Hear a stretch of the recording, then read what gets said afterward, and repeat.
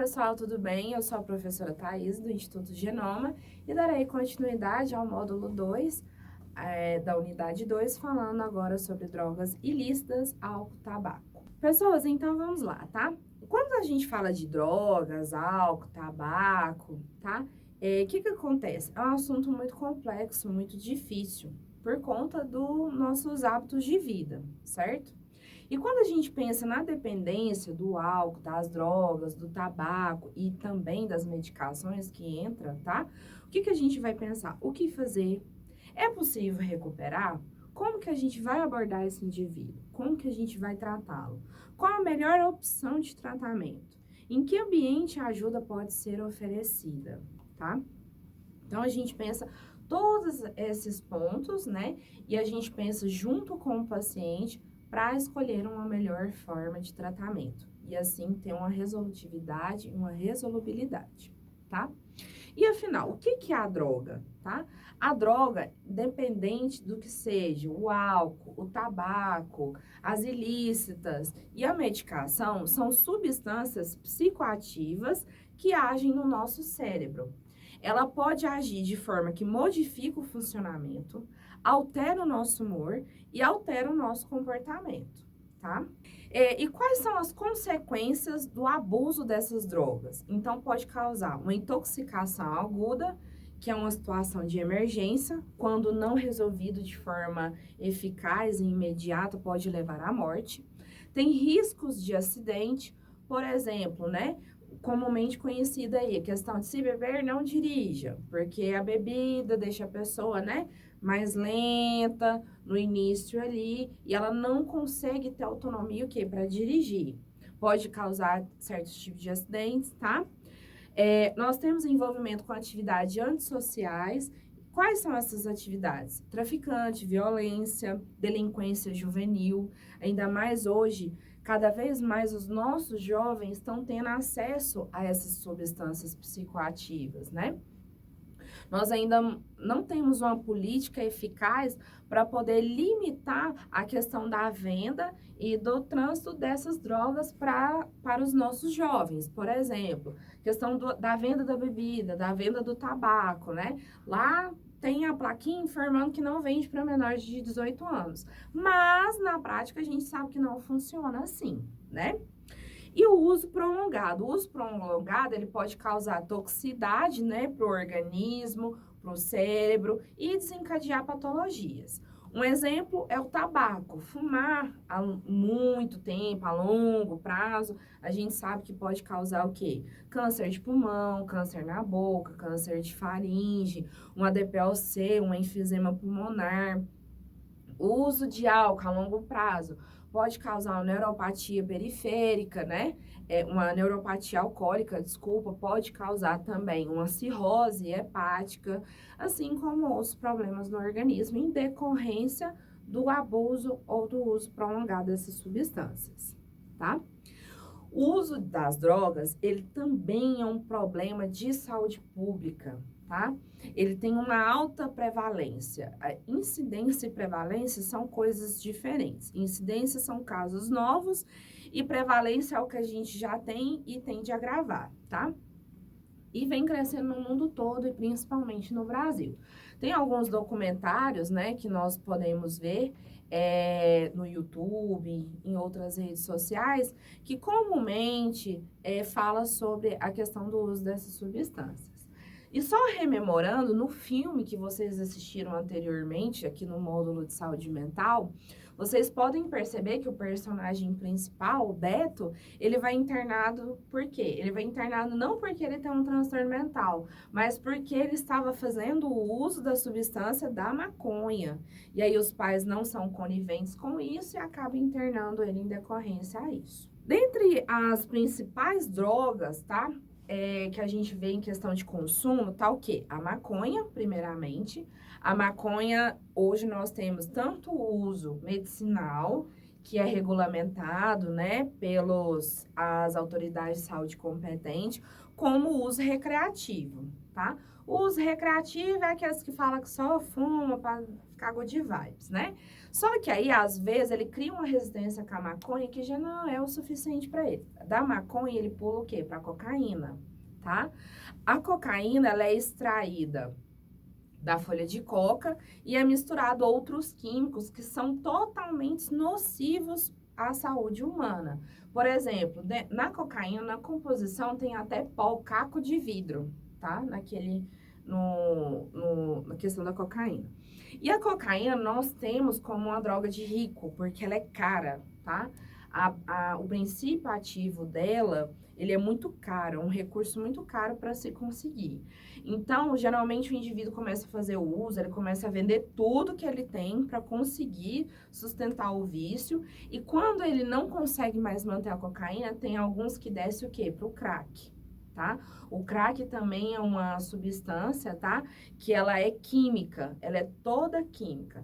E a pessoa, ela pode tanto fazer uso, a gente vê de várias formas, né? O uso da pedra, eles colocam em cachimbo, latinha.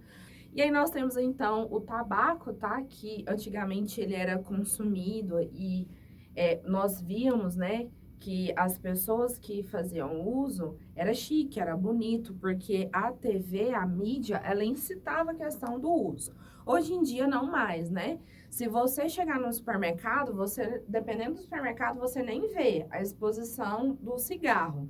E todas as embalagens, ela vem com uma mensagem de advertência em relação ao uso do cigarro. Nós temos o álcool, né? O álcool, a consumação dele vem aumentando cada vez mais também em nossos jovens e no público feminino. O público feminino por conta das conquistas, né? A mulher tem mais autonomia, a mulher tem mais independência e até como forma de conseguir socializar, eu falo não só mulher, mas num contexto geral, conseguir socializar, a pessoa acaba o quê? Bebendo, né? Não, então para eu ser legal, para eu ser bacana, para eu ser aceito nessa roda social, ou às vezes para eu ficar desinibido, né, para chegar ali no rapaz ou na mocinha, ele faz o quê? Ele bebe. E aí começa a questão do vício. E temos também o solvente, né, conhecido também como cola de sapateiro, nós temos o thinner, que também comumente o pessoal faz uso, e a metanfetamina, que não é uma realidade nossa aqui no Brasil, certo? E outro problema que a gente tem também, pessoas, recentemente, é a questão do narguilé, né? Nós podemos reparar nas regiões metropolitanas, Aparecida de Goiânia, Senador Canedo, Goiânia e tudo mais, metrópole, né? A questão dos bares, os rocás que a gente tem. Mesmo em período de pandemia, o que acontece? Não fecharam, né? Sem falar que aquilo ali é totalmente anti-higiênico. Estima-se que uma tragada daquele narguilé equivale o quê? A em torno de 30 cigarros, né? Uma tragada. Ali você está aspirando um carvão puro, tá? E nós já temos um quantitativo grande de doenças, assim como de internações, hospitalizações e até óbitos, em decorrência do uso do narguilé, tá? As drogas são classificadas de acordo com a ação que exercem sobre o sistema nervoso central. Ela pode ser depressora, estimulante, perturbadora ou ainda combinar com mais algum efeito.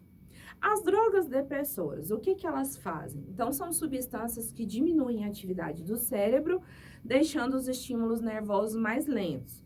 Fazem parte desse grupo o álcool, os tranquilizantes, o ópio, que é extraído, né, da papoula, e os seus derivados, como morfina e heroína, tá? Essas drogas depressoras, a gente tem que ter um cuidado, porque no momento que ela exerce essa depressão no sistema nervoso central, ela pode encorajar o indivíduo para que ele venha cometer, por exemplo, um suicídio, tá? Então, a gente tem que ter muito cuidado com essas drogas depressoras. Nós temos as estimulantes, que aumentam a atividade cerebral, deixando os estímulos nervosos mais rápidos, excitam especialmente as áreas sensoriais e motoras. Nesse grupo estão as anfetaminas, a cocaína, que é extraída da folha de coca, e seus derivados, como o crack. Nós temos as drogas perturbadoras, tá? O que são as perturbadoras? São substâncias que fazem o cérebro funcionar de uma maneira diferente, muitas vezes com efeito alucinógeno, tá? Esse efeito alucinógeno, ele pode ser auditivo, ele pode ser visual, ele pode ser olfativo e de paladar, tá? Não altera a velocidade dos estímulos cerebrais, mas causam perturbações na mente do usuário. Dentro dessas drogas perturbadoras, nós temos a maconha, o haxixe. O haxixe, a maconha, ela tem vários segmentos, tá? E o haxixe é um desses segmentos da maconha, que a maconha é uma planta, cada parte da maconha corresponde a um desses segmentos. Nós temos os solventes, como a cola de sapateiro e o thinner, e o LSD, certo? Nós temos as drogas com efeito misto, porque efeito misto, ela combina um ou mais efeitos desses que eu falei anteriormente, da depressora, da estimuladora e da perturbadora. Então, combinam 2 ou mais, tá? E a droga mais conhecida nesse grupo é o êxtase, que produz uma sensação ao mesmo tempo estimulante e alucinógena. Os jovens gostam de utilizar para ir aí nas festas e poder desfrutar, tá? Nós temos uma associação em questão do abuso de substâncias e das doenças infecciosas. Por quê? Geralmente, quando o indivíduo ele faz uso de alguma dessas substâncias, ele pode ter comportamento de risco. Então, dentro desse comportamento de risco, ele pode acabar contraindo alguma doença infecciosa. Dentre elas, as hepatites, né, e o HIV. Por isso que todo paciente, quando a gente faz o acolhimento dele no serviço, né, de atendimento às drogas, a gente também faz o rastreamento para ver se ele não tem nenhuma doença infecciosa, tá? Porque comumente está associado devido ao comportamento de risco. E dentro do tratamento, vocês vão ouvir falar que a gente trabalha muito com a redução de danos. O que é redução de danos? Se esse paciente ele já chega com a expectativa o quê? De cessar todo o vício. E isso não é o ideal. O ideal é que a gente vá fazendo a redução gradativamente. Então, a gente trabalha com redução de danos, certo?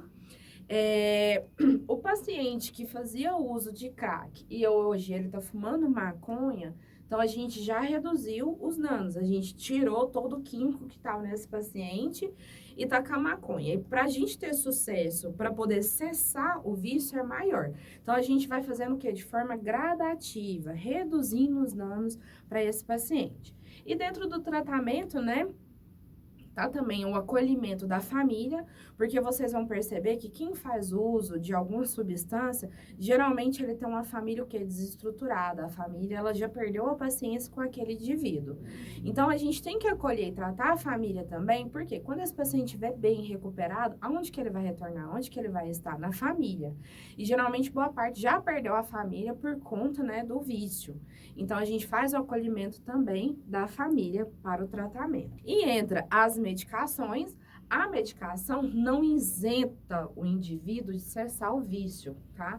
Às vezes, o paciente, ele vai na expectativa, não, eu vou começar a tomar a medicação e vou cessar o vício. Não, tá? O que vai ajudar bastante é em relação à psicoterapia junto com as medicações, que vai trabalhar essa questão do enfrentamento, tá?